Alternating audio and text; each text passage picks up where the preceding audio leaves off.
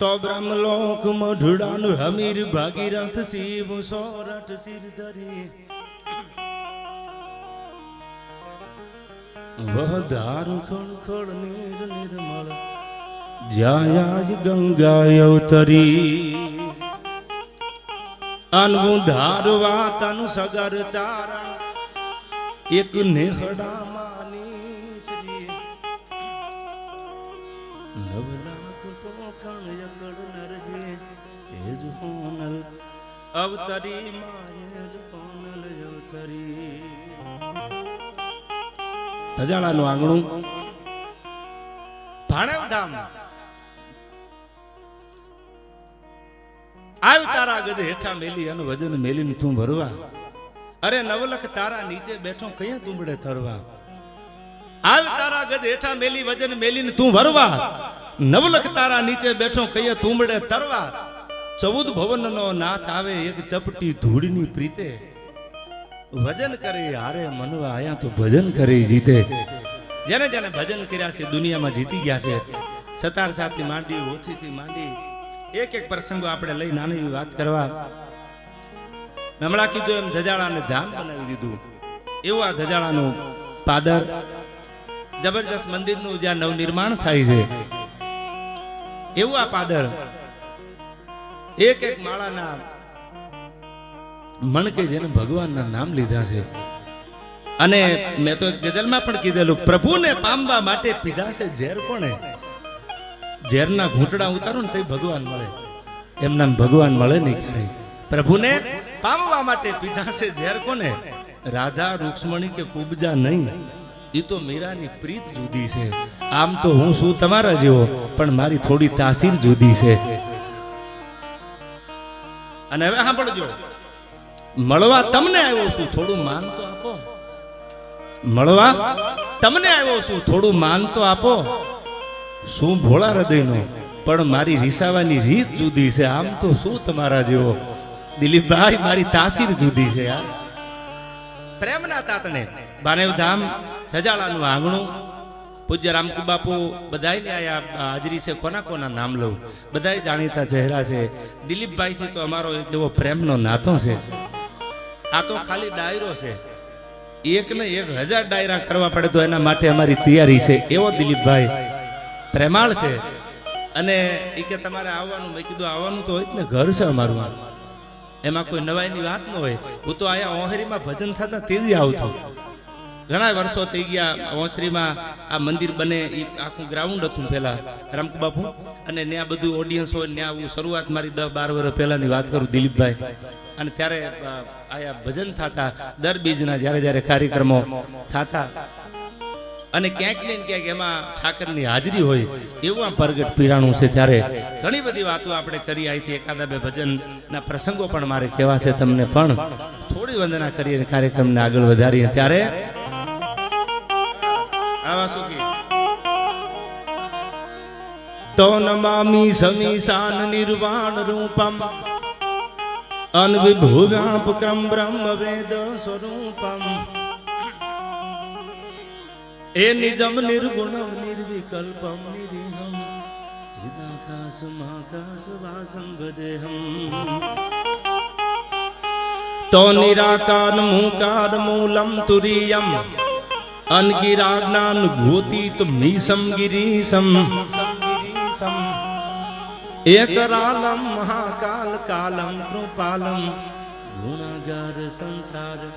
પારમ નતો હમ ગુણાગાર સંસાર પારમ નતો હમ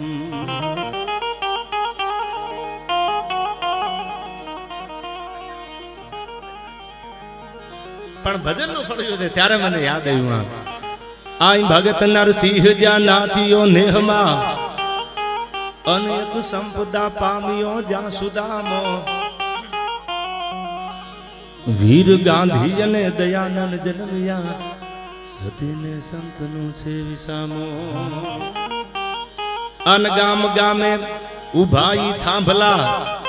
એ બધા વાટું જોઈ જૂધની ગામ જાપે એ ભલી ભારતી ભોમની વગો તને આવડે ધન હો ધન આ ગુરુદર ધરણી તન ધન હો ધન સૌરાષ્ટ્ર ધરણી આ નીર ખારા જોઈ અને મરજીમાં ફેરવમાં મોહ આ નીર ખારા જોઈ અને મરજીમાં ફેરવમાં મોહ અમારા તળિયા તપાસી જો તને કુબેર કંગાળ લાગશે આ તો નીર ખારા જોઈ અને મરજીમાં ફેરવમાં મોહ હવે આપણે શું કીધું આમાં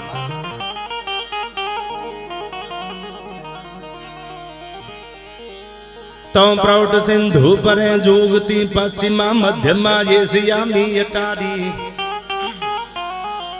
મારી હિન્દ દેવી તણી કમર પર ચમકતી દૃઢ કિસી તીક્ષ્ણ જાણે કટારી આઈ પહાડ ઉન્નત મુકે કીર્ત ઉચારતી અનસર્જતી જલ નિધિ જ્ઞાન સરણી ભલી ભારતી ભોમની વંદુ તન આવડે તન હોદન આ ગુરદર ધરણી તન તન હોદન સૌરાષ્ટ્ર ધરણી હમણાં કીધું અને આજે કહી દો આ પાંચાળની ધરતી છે આ વંકગઢ ભીમો રે પટાધર નાજીઓ અન આશિરા ધર્મ એને ઉજાળ્યો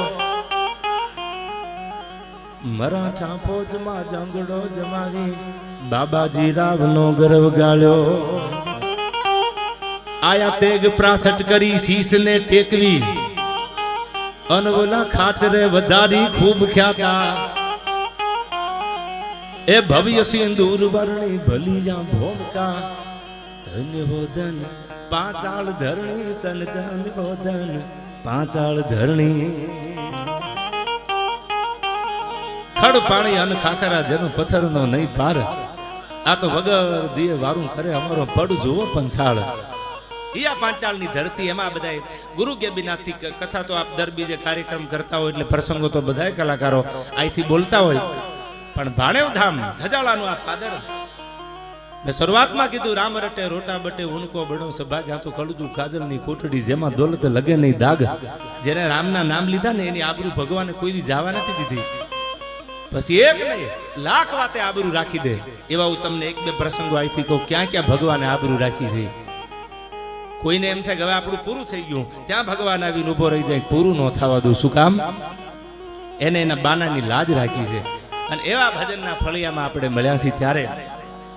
એક બે વાતો તમારી સામે મૂકવી છે પણ થોડા દુહાછંદમાં ભગવતીને યાદ કરી અને પછી એક બે પ્રસંગ તમને કહું ભજન કેવું છે એટલે કીધું છે વળી ઇનાય કરીએ પાછો આવું ભજન કરે હારે મનવા આ તો ભજન કરે જીતે જેને જેને ભજન કર્યા છે એ બધા જીતી ગયા છે આયા એને પછી ક્યાંક બીજું કરવાની જરૂર પડી નથી સમરું તો સુધરે મનીખા મેરા અને મટી જાય 84 ના ફેરા પણ ભજન કરવું ને એ જેવી વાત નથી એ મરદ માણાનું કામ છે જેસલ જાડેજાએ તલવાર તો લઈ લીધી પણ તોળા ત્યાં તલવાર મુકાવી અને કીધું જાડેજા આમ કરવાનું છે પણ ઈ તો ન આવવું પડે અને જેના હાથમાં તલવાર હોય અને તલવાર મેલ્યા પછી માથે કપડાનું પોટલું મૂકીને બજારમાં નીકળે આનું નામ ભક્તિ બહુ અઘરી છે એટલે કીધું જનની જણ તો ભગત જણ કા દાતા કા સુરવીર નહીતર રહેજે વાંદણી તારું મત ગુમાવીશ નૂર ત્યારે મને આ પ્રસંગો યાદ આવે એક બે અહીંથી વાતો કરવી છે તમે થોડીક ધીરજ રાખજો કારણ કે મન તો મારું છે તમને મળવાનું થોડી રાહ તો જો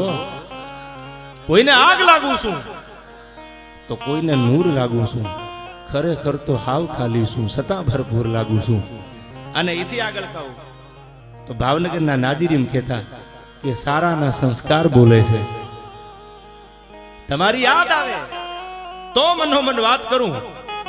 હું તો સાંભળ્યા કરું છું પણ મારા હૃદયના ધબકાર બોલે છે અને છેલ્લી આ ગઝલની છેલ્લી કડીમાં નાજીરે બહુ સારી વાત કરી કે સારા હોય ને એના તો સંસ્કાર બોલે છે એને કઈ બોડિયા મારવાની જરૂર નથી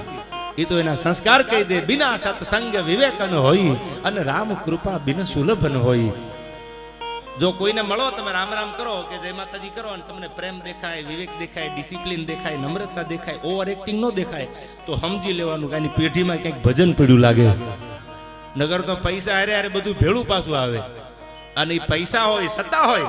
ધારે તો બધું કરી શકે છતાંય જેમાં નમ્રતા હોય માટીની હારે મળેલો માણસ હોય ને એને ઝવેરચંદ કાલિદાસ મેઘાણી કહે છે કે એ તો માટીનો સૂર કહેવાય અને મેઘાણીને તો ખેપીઓ કીધો ઝવેરચંદ મેઘાણીએ તો એક એક પાળીએ એક એક ગામડાના પાદરમાં જઈ જઈને ઝવેરચંદ મેઘાણીએ પાણીની અંજળીઓ સાટી છે અને ઝવેરચંદ કાલિદાસ મેઘાણી જો ન હોત તો કાઠી દરબારોના જેટલા ઇતિહાસ છે કદાચ હું ન ભૂલતો હોઉં તો ચોપડે ન ચડ્યા હોત. આ મેઘાણીએ ખેપું મારી મારી મારી મારી અને જૂના પાદરમાં જઈ જઈ જૂના પાળિયા જગાડ્યા. અને એવી વાતો સૌરાષ્ટ્રની રસદાર સોરઠી બારવટિયા એક એક પ્રસંગો મેઘાણીએ જેના પુસ્તકોમાં આલેખા. ધરા પર મારે કોઈ દુશ્મન નથી એવો તો કાયરો અહંકાર કરતા અને મર્દ તો કર્તવ્ય સંગ્રામના પથ પર લાખ લાખ શત્રુના રગતે નીતરતા. તું રીપીહુણ હોવાની શેખી માં કર. દુનિયાનો કોઈ માણસ એમ બોલે કે મારા દુશ્મન નથી. ઝવેરચંદ મેઘાણી લખે છે રીપુ એટલે દુશ્મન. તું રીપીહુણ હોવાની શેખી માં કર. તું એમ ન કે મારે કોઈ દુશ્મન નથી. જેને પોતાના સત્યના માર્ગ ઉપર હાલવું હોય એને એક નહીં 1 લાખ દુશ્મનનો સામનો કરવો પડે. આવું ઝવેરચંદ કાલિદાસ મેઘાણી લખે છે. અને ઝીણી ઝીણી વાતોને ભેળી કરી કરી કરી કરી અને બાબા આ ઝવેરચંદ મેઘાણી ખેપિયો કીધો છે. આ ખેપિયા એક પુસ્તક લખ્યું જેનું નામ આપ્યું સૌરાષ્ટ્રની રસધાર. અને જેને સૌરાષ્ટ્રની રસધારના રહ પીધા હોય એને પછી બીજા નશા કરવાની જરૂર નથી. એનો નશો તો એવડો મોટો છે. એવી ભાતીગળ વાતો તમારી સામે કરી.